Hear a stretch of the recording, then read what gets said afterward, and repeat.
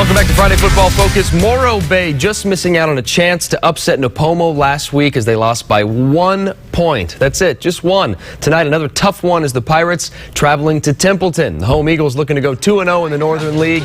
It was homecoming tonight. Avery Shannon, Courtney Helter, your king and queen pick up the action here in the third quarter. Pirates up 16-7. Morro Bay gives it to Jordan Liberator, and he appears to be stopped there. But wait, he's still going forward. And nice little move there, 20-yard gainer. A couple of plays later, it's Liberator again fighting his way.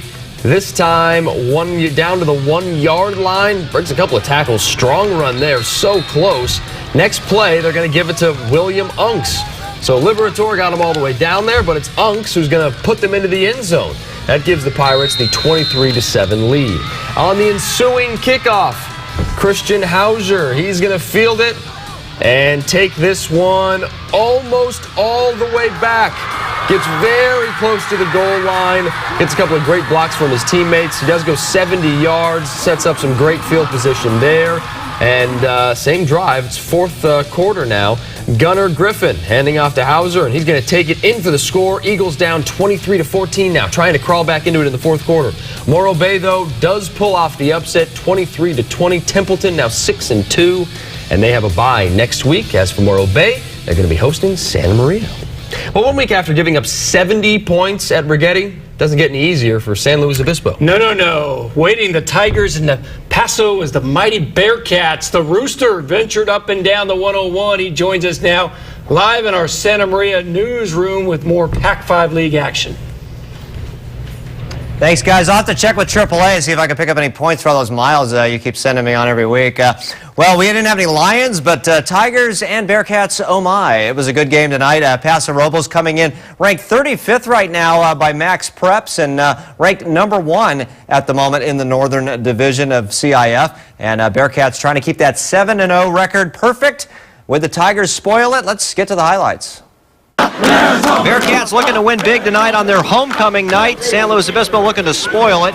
First quarter, Justin Davis not wasting any time, back to pass and hooking up down deep here with Bailey Gaither into the end zone. Bearcats on top 7-0. Bearcats would get the interception on the Tigers' next drive, and then right back to the end zone they go. And again, it's Davis to Gaither, this time opposite side of the field. Under 5 minutes to go, first quarter. Davis going to hand off here to Christian Erickson. This train is leaving the station. Well, almost. Nate Greenhouse, though, with the great stop here down to the 2. I saw Richard Sherman do that to Des Bryant last week in the Seahawks-Cowboys game. Then moments later, Gaither getting the ball again, and he's going to pound it in from about 2 yards out to give Paso Robles the lead, 21-0, and they would continue to roll. Second quarter now, Gaither getting the ball again on 2nd and 1 and making it look easy as he just walks over the goal line. 28-0 Bearcats, but hold on, back come the Tigers. San Luis Obispo's not out of this yet. Omid Dasami with the ball, going to fake the handoff here, and then hooking up here with a nice pass to Dante Capilano. Capilano stretches over the goal line to get the Tigers back up on the board. And they would be down 28-7 at that point. They would score again to try to get something going, but could not do it tonight, as Paso Robles would prove just to be too tough for San Luis Obispo, as Paso goes on to get the win on their homecoming night, 63-14. All right, guys, Bearcats improved to 8-0, and they're going to get a rest now next week. And for San Luis Obispo, while the road does not get any easier, they will host Atascadero next week. That should be another good game. That's all I got here from the Santa Maria newsroom. It was a great night for high school football, and we'll see you guys again next week. From the Santa Maria newsroom, Kevin Roos, back to you guys. All right, Rooster, we appreciate all the driving you do for us and the great highlights. All right, back to the Pacific View League. Rio Mesa Spartans at home tonight against Hueneme. Rio going for their 3rd win in their last 4 games. A win would also even up their record at 4-4. It's already 21-0 Rio Mesa in the second quarter, and that's the field goal, and it splits the uprights. It's 24-0. Rio back on the move on the end around. It's Stevie Houston. He's going to get the ball to the 6-yard line, is Mr. Stevie Houston, and he's got some power behind his legs right there. Josiah King dives in for the touchdown, and it's 31-0 Rio Mesa. They're back on the attack. Whoa! Get into it. It's like a Buffett concert. It's homecoming king Cameron Rout to Jayshawn Lee. Lee got a touchdown. He also had an 89-yard return for a touchdown. 38-0. Hueneme trying to get something going. Cody Smith takes a big hit there, so Rio Mesa back on the attack. Josiah King. He should have been homecoming king, right? Should have been. Got the last name, but Cameron Rout not going to give up that crown.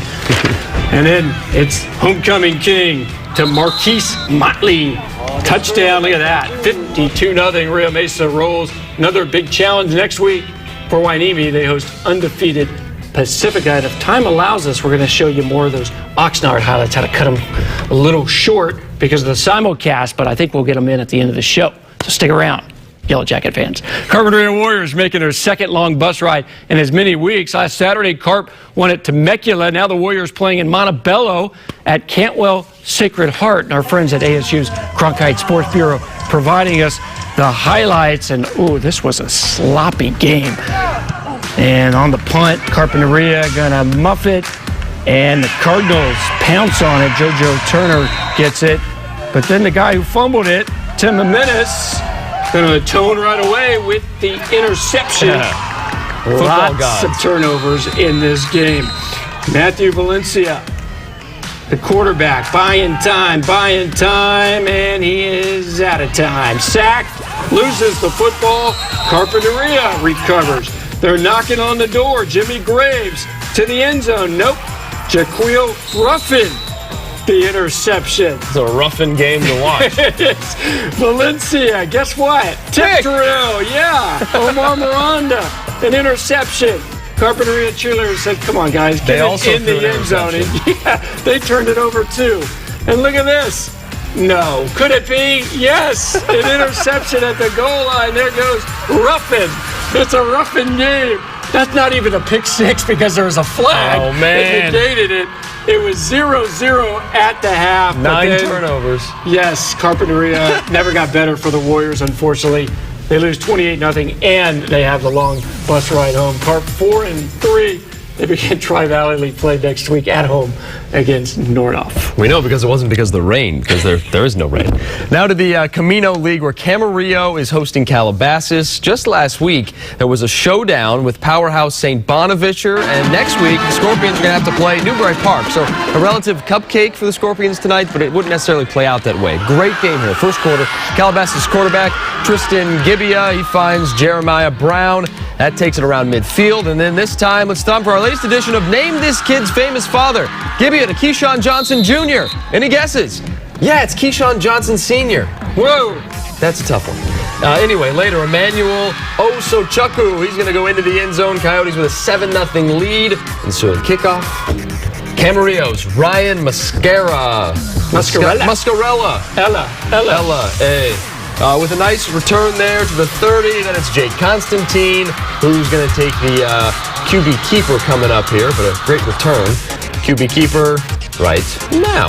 There he goes, taking it to around the 10-yard line. And then once you've been running the ball so great, you might as well go do a little play action, right? Casey Bash, boom, touchdown, Camarillo. Game tied at 7. And the Scorpions, well, they would score again, and they'd score quickly. Bash with another one, tacking it on. This game would be a shootout. Camarillo outlasting Calabasas 44-41. Camarillo now 5-2. The next game is going to be at Newbury Park. Yeah, the only reason I knew Mascarella because his older brothers played at Newbury Park. There you go. There we have it. That was a while ago, too. So. Good stuff. Yeah. Well, don't go anywhere just yet. We have more highlights, including 8-man action from Valley Christian Academy up in Santa Maria. Plus, we're going to re-show you those Oxnard highlights. And we go down Highway 126, check in with the Santa Paula Cardinals. They had a Frontier League game with Santa Clara. Stay with us.